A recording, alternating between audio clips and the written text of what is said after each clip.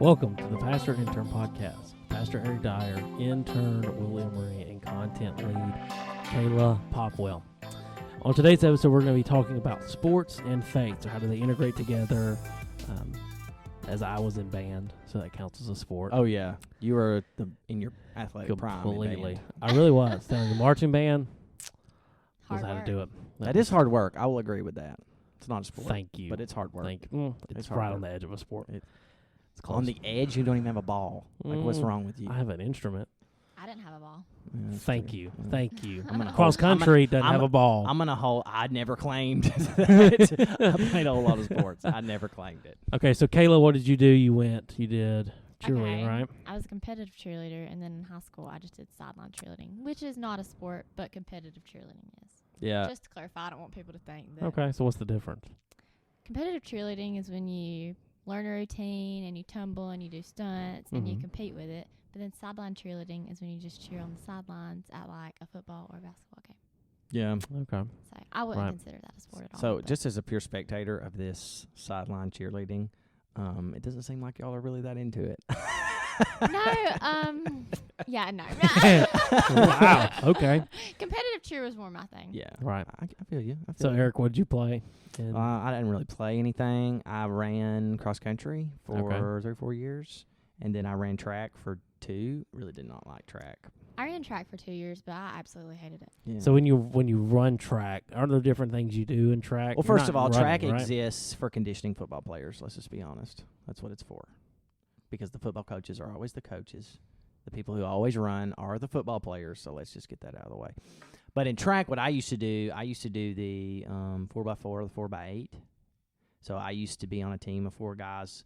The 400 is just 1 lap and you pass the baton, and the 4x8 is 2 laps per person. So every 2 laps you would pass the baton. I did the 4x4, and I Yeah. did the 4x1, which is like 4x100, Mhm. and then I did the 800. Same.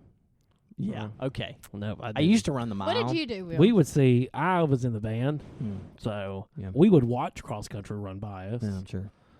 But I never was a part of that. Yeah. So I Never used to run was. the mile, and ugh. I ran it. I remember my first competition. I ran the mile. It was my last, by the way. I ran the mile in 5 minutes 31 seconds, and got 11th. And I was like, nope, not doing this anymore. Not doing it anymore. 11th? 11th. The kid who won did like 5:01 or something. Like I something ran ridiculous. the Impressive. 800. The last time I ever ran at a track meet, I ran the 800, and I got second to last, and I quit. I didn't quit in the middle of the season, but I did not do it again. I walked off the I track. was just I was embarrassed. done. I just was not good. Turned in my cleats. I was done. Game over. That's really funny. So I think how we're going to break this episode up is we'll begin with talking about whether this was us or people we know who are really involved in sports, and that Mhm. kind of takes them away from church, takes them away from church activities. And then kind of on the flip side of that, talk about in higher up sports, right? So NFL, MLB, NBA, things of that nature. Yeah. And people who are a Christian or have faith, and how does that kind of integrate together? Should that happen? Should that not happen? Do we need more of that? Things of that nature. And so I don't have necessarily any questions, just kind of conversations we can talk about. Yeah. But so let's start with people who are so involved in sports that takes them away from church. Was this maybe something you guys went through? Obviously, you think we all know of people who do this or who've done this before. So is this a problem? Did you consider this a problem? I don't know. When I was growing up, I never missed church. It didn't matter. Like, my mom was like, if you don't go to church, you don't play. So I was like, okay, that's pretty good. That's pretty good reasoning. Not that I actually even loved what I was doing. Like, I wasn't a huge fan of running all the time, but I did anyway. But my mom always made it clear that I needed to be at church on Wednesday night. And if she found out I wasn't there, it was not good news for Eric. But I was always here, always. Even on Sundays, I didn't. But see, the problem with my opinion is that I never had a sport prohibit me from being church on Sunday. You know, Yeah. we never. And see, I'm a Tennessee fan. It is what it is. Yeah, it's In my sad. younger days, we were better. But I've been to so many games in Knoxville, and in Knoxville, to our in defense of people who go to Georgia games around here, it was only an hour and a half from where I lived. So we never stayed in Knoxville. We always came home. Like, I cannot remember. I don't even think I've ever been to a game where I didn't go to church the next day. Wow. Now, I definitely went to some Titans games that prohibited me from going to church. I did. But I only went to one Titans game a year, maybe. So I don't know that I would say it's a problem, especially for most people, because I don't think most people go to Georgia games every single time, every single place, and miss church every single Sunday. But I do know that there are some people like that. And I think that's a totally different discussion. I don't think that you going to a Georgia game on Saturday should prohibit you from going to church on Sunday. Even if it's not at your local church, like, you're surrounded by churches. Sure. Everywhere you go. So it shouldn't prohibit you from going to church. But that being said, I don't think that it's a majority of the church issue. I would say the bigger issue is sports, as far as, your kids' sports. I think that's different. I think that's an issue. But Okay, why's that? that's just my opinion. Well, I think because your kids' sports, it depends how serious your kid is about it. So if your kid plays travel baseball and league baseball and rec baseball and school baseball, and they have like 2 days a year where they're not playing baseball, like, we might need to reevaluate what we're doing. And that, when it's like that, it seems like your commitment to that sport is prioritized over you being at church. Right. Well, and I think also it's important to note that those aren't necessarily bad things, right? So it's not a bad thing that you're playing baseball. I mean, I'm year not a huge fan of long, or- baseball, but yeah, I get what you're saying. Right. Or even if you're, I don't even know if that's possible to run track all year long or cross country. I or think it is, anything but I like don't know. that. I don't know. Yeah, I have no idea. Those aren't necessarily bad things, but it can turn into, like, I think I heard Matt Chandler say one time that sports make a terrible God. They do. And we like to do that a lot, is we like to do things on Sunday and Wednesday nights. We like to prioritize those sports over whatever we're doing in church. I mean, it becomes a ritual.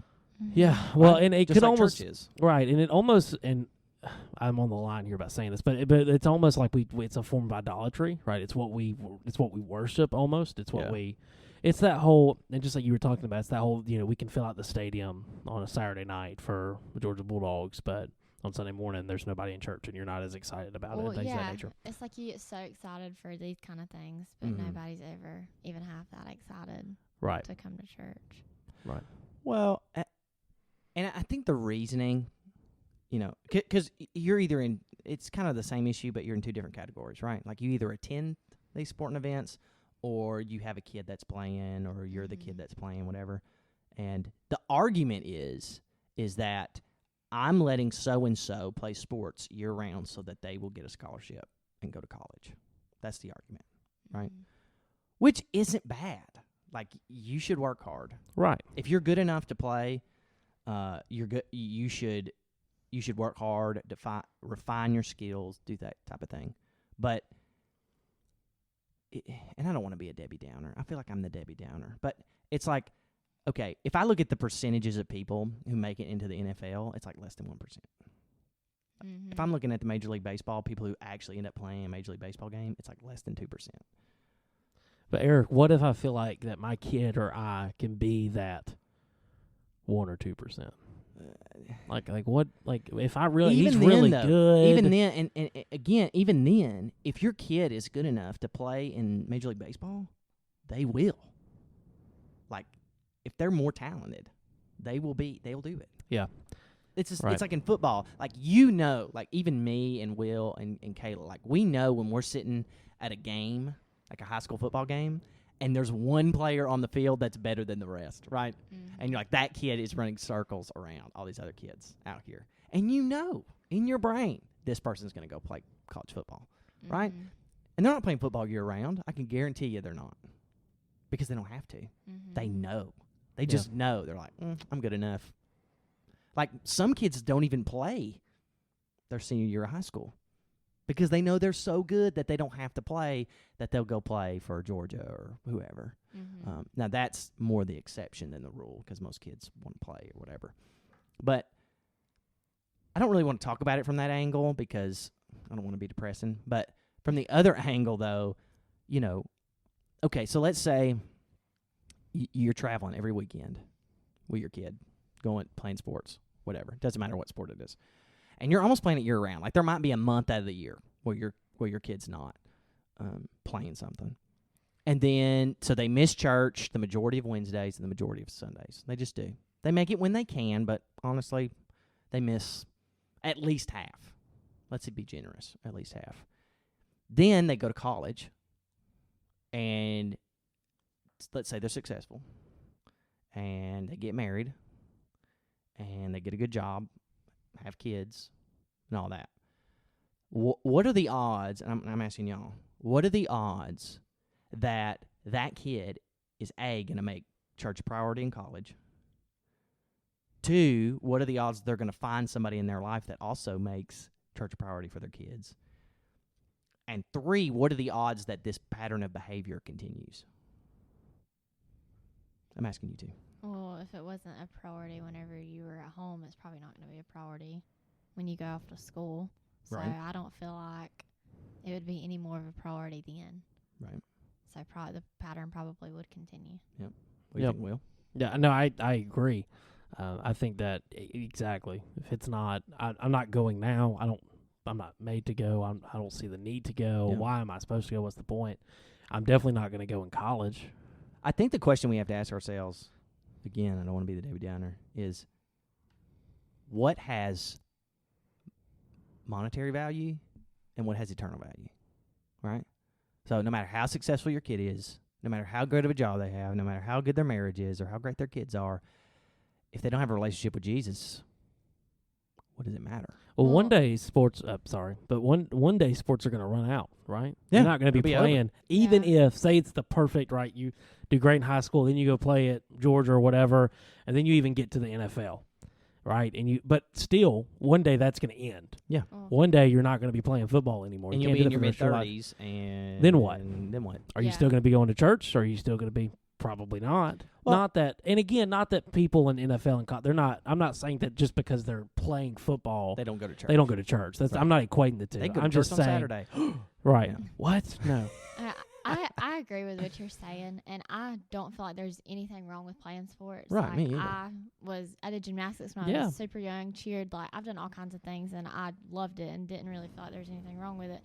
But like, you just don't carry that stuff with you.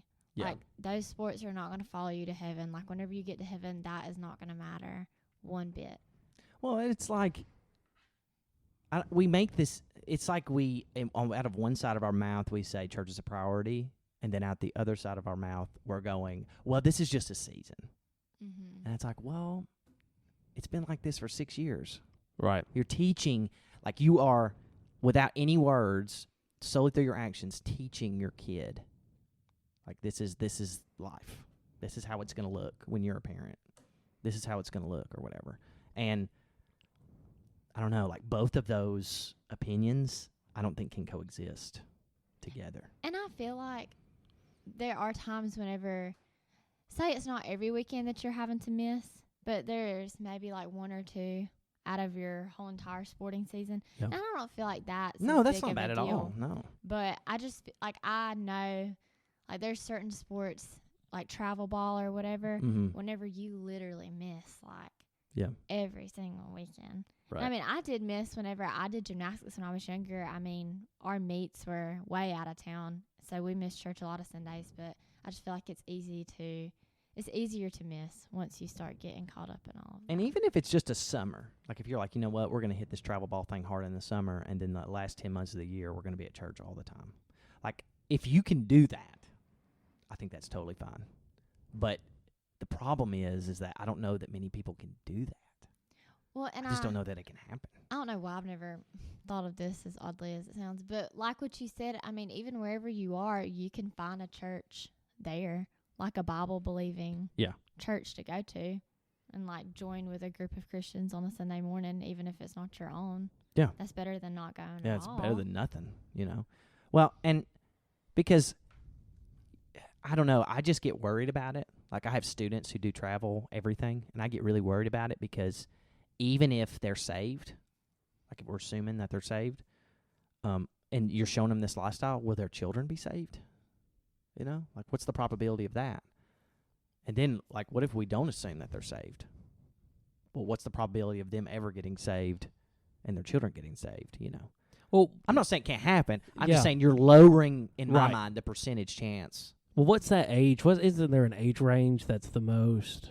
I feel like it's like 14 to 16 or something like that is the most probable time that people will, at their age, learn It's or 4 to something 14. like that. 4 to 14. 4 to 14. Mm-hmm. It's that age range right there. Is that right? What was it? They're the most likely to. Mm-hmm. In between that age range, they're either going to get it or they're not. Right. And then after 16, it's a huge, it's a harder. massive drop Right. off.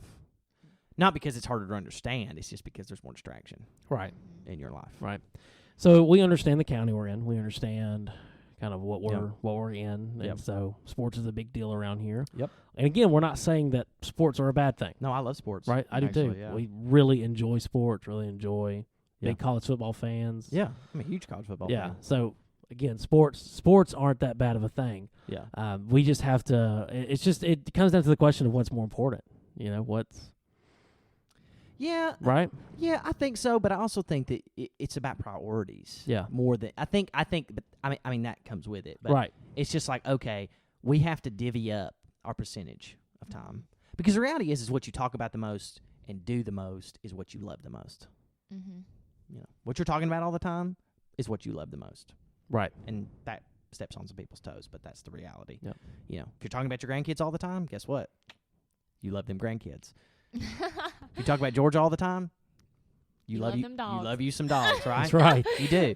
If you talk about Jesus all the time, just saying, you know. I'm not even saying you have to be like, oh my God, Jesus Yeah. all the time. No, but you know, what you spend your time talking about is what you love.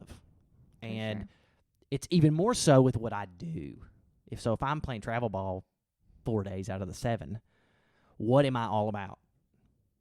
Travel ball. Travel ball. So Right. that's just Yeah. the bottom. Just line something to it. keep in mind. Yeah. So let's kind of transition here for the next few minutes and talk about athletes in sports, right? So we know, Hooray. I know. So and obviously the first person that comes to mind is just Tim Tebow. Yeah, it sure does. Right, Oh, the whole- love Gators, so him. don't even talk to me right now. Yeah, Eric's not a big Gators fan. No. like, I at don't care all. what kind of fan you are. You have to love Tim Tebow. So, oh wow, okay. So Kayla's a big Tebow fan. I'm really Eric not. is on the other side there. I don't know Tim Tebow personally. so Yeah, I of can't- course. I I don't can't Right, know comment right, him on right. his personally life. either, but from what I know about him, he's a pretty awesome person. I'll give Tim Tebow a little bit of credit. So when I was younger, Tim Tebow played for the Florida Gators, right? Mhm. Beat Yes. my Tennessee Vols 4 out of 4 yes, times. they were really good. and That's why Eric's bitter. and usually it was not close. It was they were not close games. Usually they were not close. And so there's that in me that I realize that I'm a flawed human being, and that's who I am. But another thing that really irked me about Tim Tebow was that he would have things like Philippians 4:13 on his face. And I'm like, okay, first of all, when Paul's writing this, he's writing about contentment in struggles in ministry, okay? So hold your horses. Second of all, you're writing it on your face, okay? And people are going to look that up.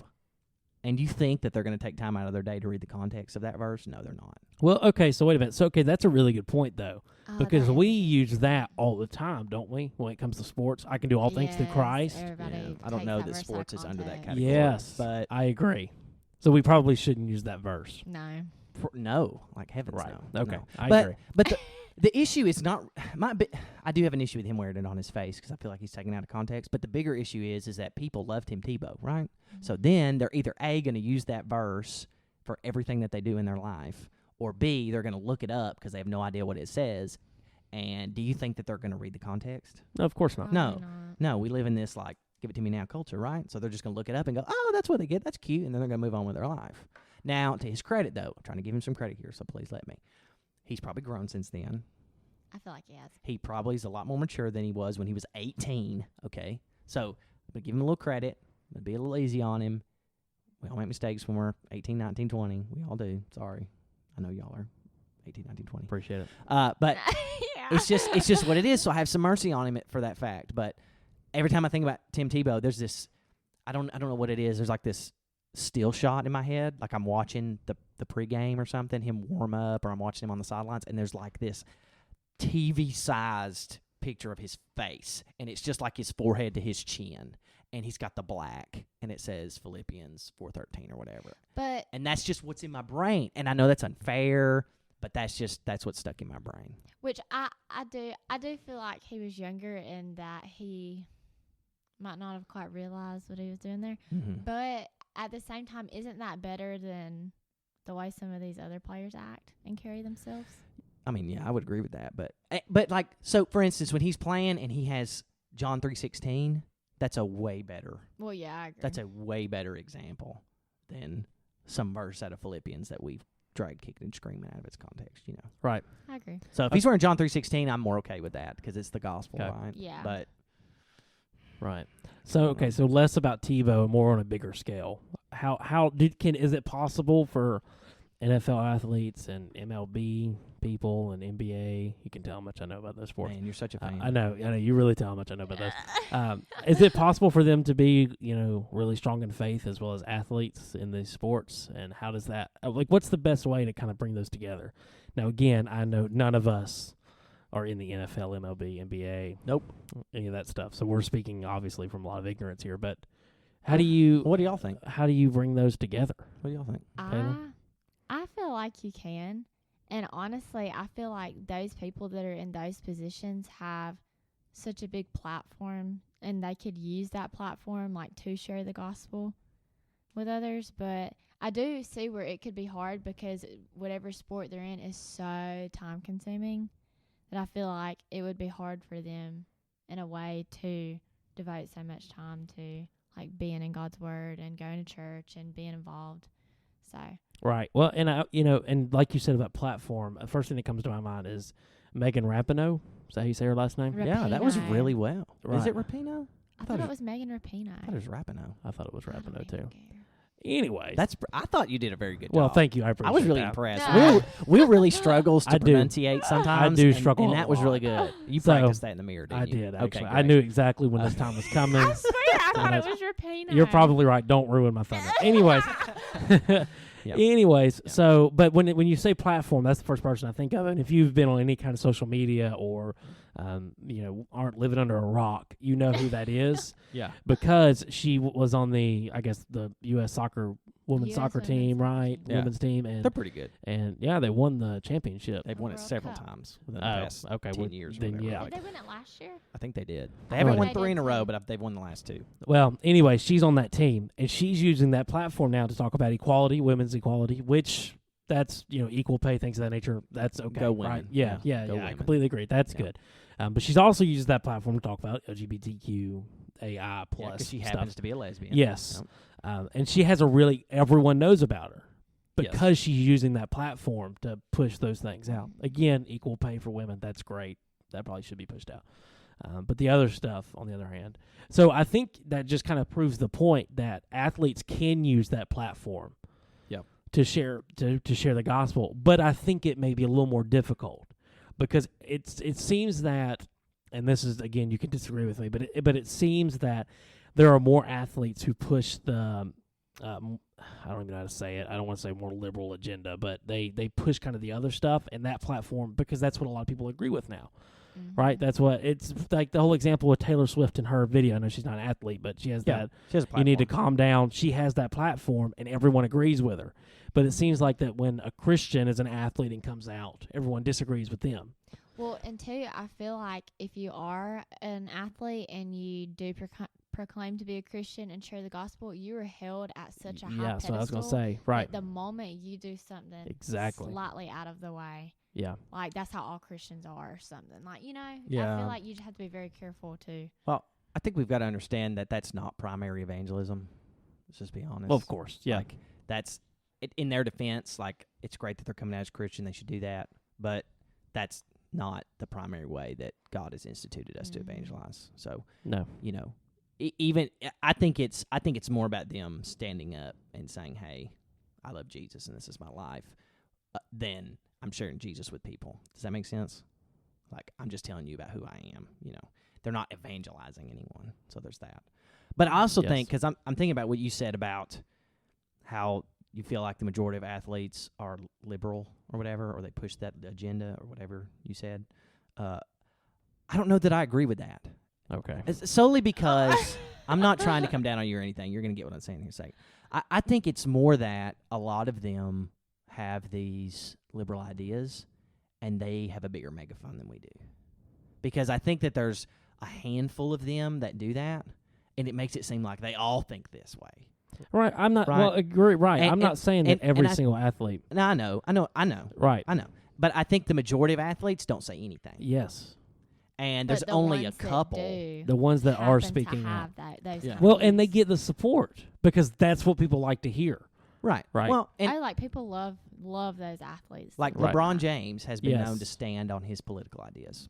He just has. He's used his massive, gargantuan platform to speak upon race issues, the president, whatever. And like the Colin Kaepernick guy, Yeah. he's like one of them. He does the same thing. Right.